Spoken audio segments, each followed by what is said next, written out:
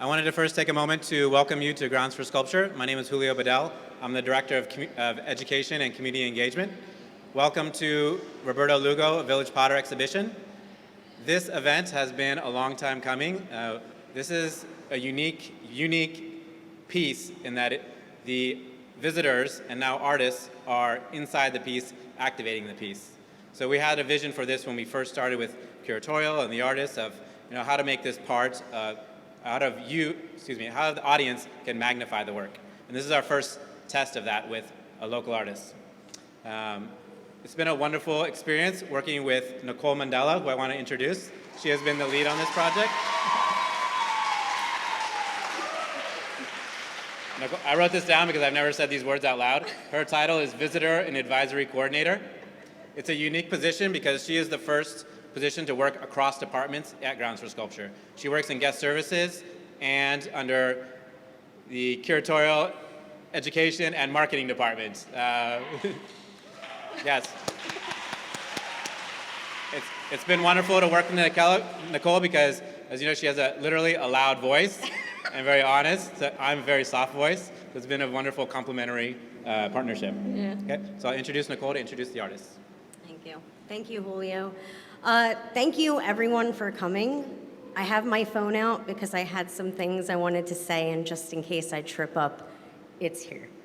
There are a lot of people here. I love that for us. All right, so tonight is going to be passionate, it's going to be intense. Spoken word is holistically important because it lets us process emotions. It's a cathartic expression. And it encourages a culture of active listening. I want to thank the performers, Leah, Cara, Nikki. And I want to thank Roberto Lugo, for which without this wouldn't be happening. Thanks. I want to thank Julio for putting his faith in me. And I want to thank Grounds for Sculpture as an organization because it remains an artistic hub for things like this. So without further ado, let's get started. And our first performer is Leah James, who is my hype man. Come on, Leah. Where are you? Enjoy.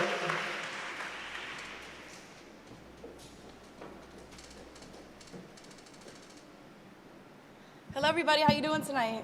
Wow, there is a lot of people here. I was in my whole other world because I am very nervous, but I'm so grateful to be here. The poem that I'm doing today is entitled Dear Black Man. The reason why I am doing this poem is because all the incredible men in my life, from my father figure to every man who has ever loved me, is a black man. When I look at these figurines and the paintings and the things that this artist has done, I am reminded of my brothers from back home.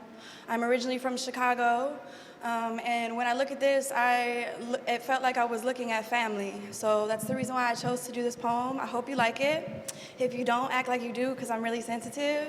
But also remember, I'm from Chicago. All right. Dear black man, I am not staring at you because I think you are going to rob me. I promise I will not hold my purse tighter when you are around, nor lock my car doors just because you walk by. I cannot stop staring at you because your beauty is breathtaking. It reminds me of safety, of protector, of strength. Your melanin holds manuscripts of those who created dynasties birthed by queens who first populated this planet. Your melanin is magic.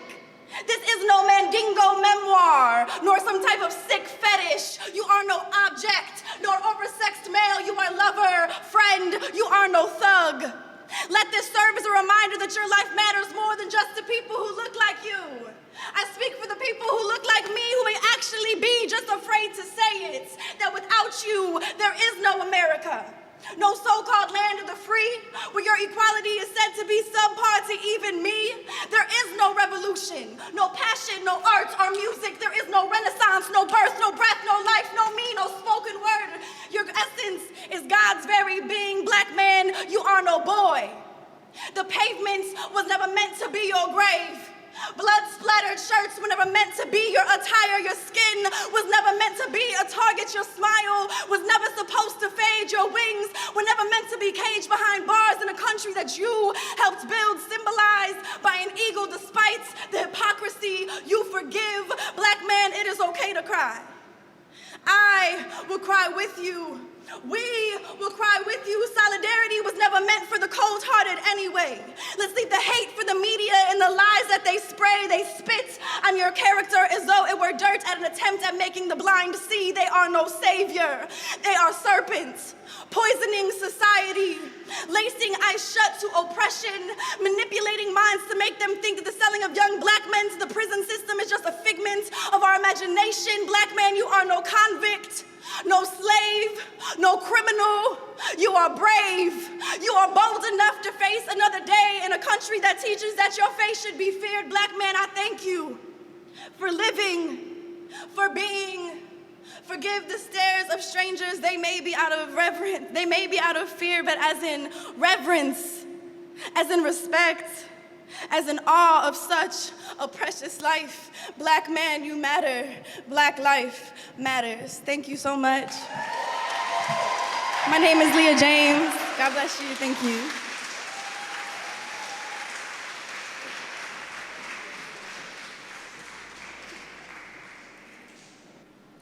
I told you Leo was my hype man. There's a reason.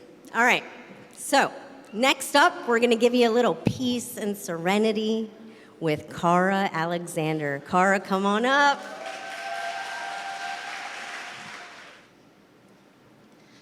There's power in the clay, power in the clay.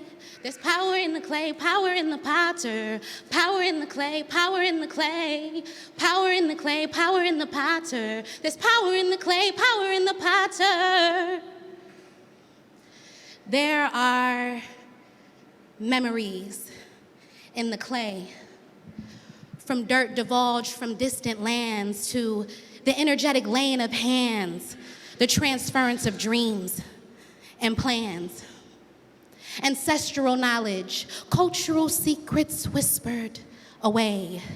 There is lineage in the clay, mommy's cooking, daddy's drive, titi's fierceness, my uncle's eyes, the love of a friend, the success of a win.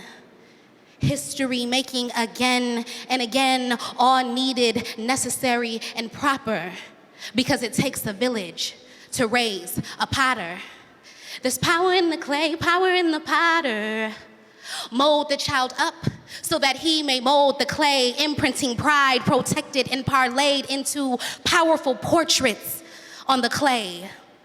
Pour love into the potter so that he may sculpt our pain, making it anything but plain. He creates with no shame, ensuring that we remember his name. In the name of our greats, with colored skin and colorful past, now etched into colorful blasts, a vision made to last. He ensures that our stories will not be forgotten. We wage war on those who prefer our past be slaughtered. So please remember, it takes a village to raise a potter. There's power in the clay, power in the potter. Brown baby boys, much like Basquiat, bury their pain beneath cans of spray paint, painting their pain in gorgeous graffiti that glows from the concrete jungles that systematically strip them of their humanities and souls, then label them wild. Gatekeeping art mediums, then telling them that their graffiti defiles, stealing the legitimacy of our styles. But art reflects my life and you don't get to edit out. Roberto Lugo put my reflection in a place that once refused to hold space for darker skins and Latin twains, Spanish culture and black pride, Afro-Latina bridging the divide, Celia Cruz immortalized. It's the power of the potter. He puts these stories on our pottery because pottery lasts forever. Roberto Lugo, the historian, packing all the glory in crevices of clay that look just like May. Roberto Lugo, the people's archivist, preserving the stories of us. Reflections of love for our people and what they've done. inspiring and uplifting. The power of the clay, fighting and winning. The power of the potter, passionate and proud. The power of the clay, groundbreaking and loud. The past, the future, the now, the pain, the praise, the legacies. You'll always know their name. They shall live forever on the clay. Look upon them. Feel the power of the village that raised the potter. It's the power of the clay, power of the clay, the power of the clay, power of the potter. There's power in the clay, there's power in the potter.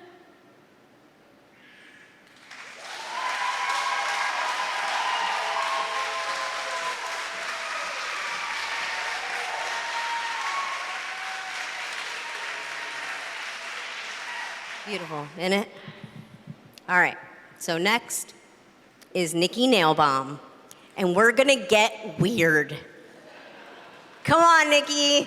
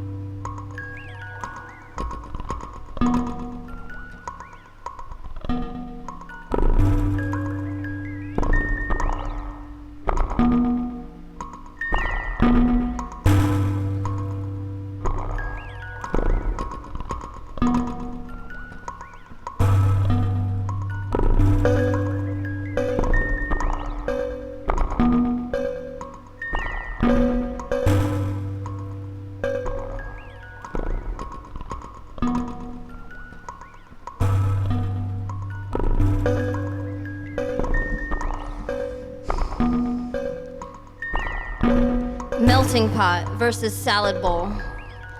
Pollination, cross-contamination, invasion, elegantly collaborative or hiding horrible histories of colonialism and other human evils. Flowers break through the pavement, trees burst into life and crumble the movie set of planted false memories. The forest grows once again, like it did before. Bits and pieces, fragments of artifacts, lost in the sands of time? Or is that where the sand came from in the first place? Once cracked and broken, let the erosion take hold. Simply becoming earth again, weathering great cliffs, no stamps or tags, just trampled and rained upon, pushed into the mud to become mud once again. To become clay, where young new seeds can and will experience growth. The proof is in the pudding. We are one. At least we should be. We are grounded in this positive feedback loop, forged and repurposed. Time is patient. It's been waiting for this. It's been waiting for you. It's been waiting for us.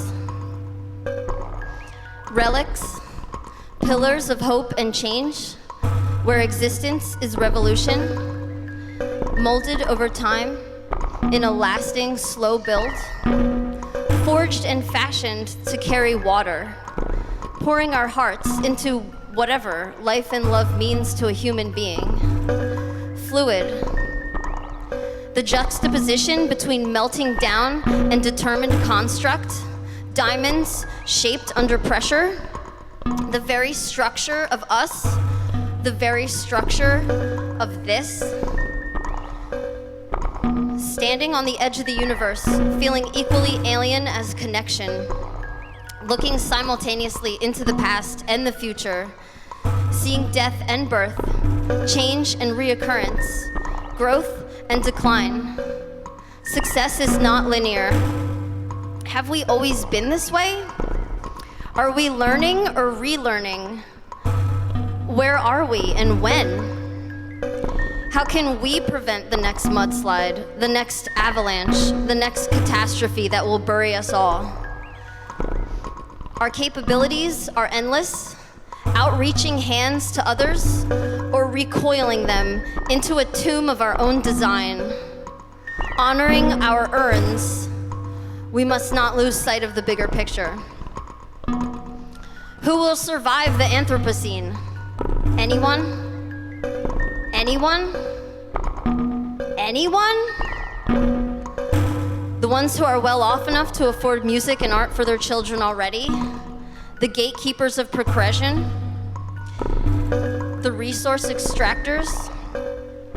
Already locked away in a bubble above all, othered and differed, and floating away, farther from reality? Have you forgotten we are one? Have you forgotten we share DNA with the trees and every living being on this planet? Rejoice. Wouldn't we rather celebrate, flourish, resist, exist? This experience is speaking, and we must stop and listen before it turns into whispers and then fades into the background. Before it's too late, responsibly grasp and honor these moments, persevere, cherish our little time, simultaneously balancing, running our hands through, evening out the substances and textures, feeling our way, uplifting and amplifying silenced voices, learning and teaching, facilitating change for those who need it, refusing to leave those in need. We are in this together. We must make this human experience accessible. We are one after all.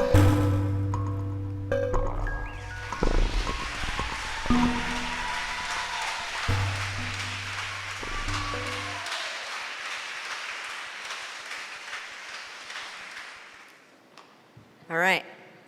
That was weird, right? All right, so let's give our performers a big round of applause.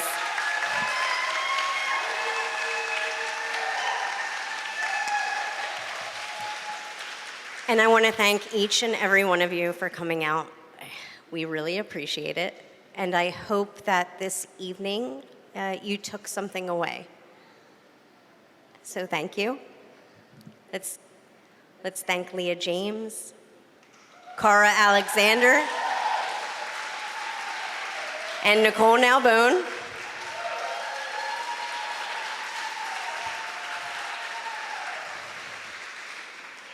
Go forth and prosper. Oh, thank you.